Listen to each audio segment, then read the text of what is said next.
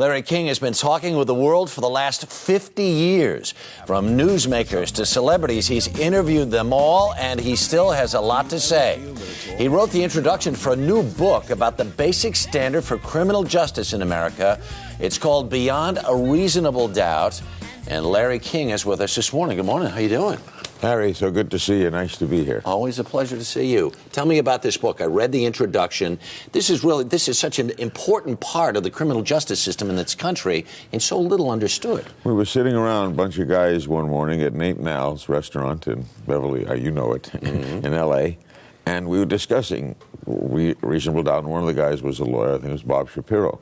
And I said, how do you judge reasonable doubt? What is a reasonable doubt to you might not be a reasonable doubt to me. Now, There is something given to jurors that they're supposed to go by, but I don't know. And it's not in the Constitution. It's not like this is part of the Bill of Rights or something. They gathered together a whole bunch of lawyers, others, professionals, non-professionals, to give their thoughts on what is reasonable doubt. Right. Do you know what your definition of it is? Well, I sure don't know, and I thought about that because I thought, well, I'm going to walk into a jury pool sometime, and I'll be responsible for maintaining this. Right. I don't know what it is. For example, you follow the Scooter Libby trial. Sure.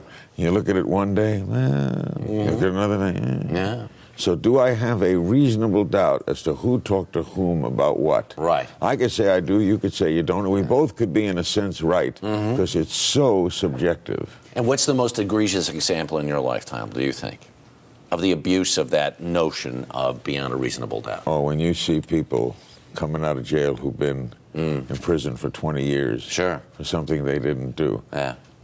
Grisham's new book. Right.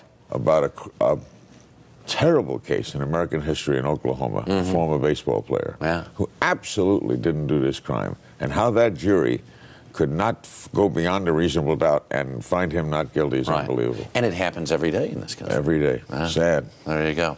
May I just say congratulations, 50 years. I can't believe it. Yeah. It started May 1st, 1957, on a little radio station in Miami, and CNN's really going to town in April. They're going to have billboards and special weeks and tributes and guests. All Larry King all the time, 24/7? No, but I can't. I still pinch myself, Harry. Really? Oh, come on. Yeah. I still remember my first day on the air. I still remember everything that, I can't believe 50 years. I don't feel that old. Who's the best guest all time?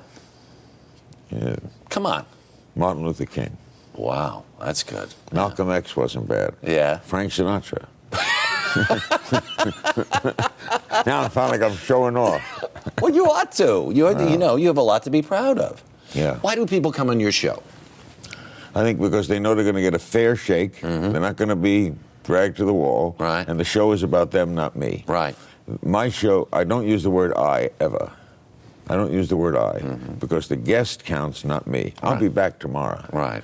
I want them to tell. I want to learn everything I can about them, and they know that hopefully that camera or that microphone will disappear. It's a big opportunity for them, and I think the other thing, people know that there's no gotcha. No agenda. Right. I never had an agenda. I've never went on the air in my life saying, boy, I can't wait to get this guy. You see a lot of it on, it's not my speed. Well, they end up getting themselves.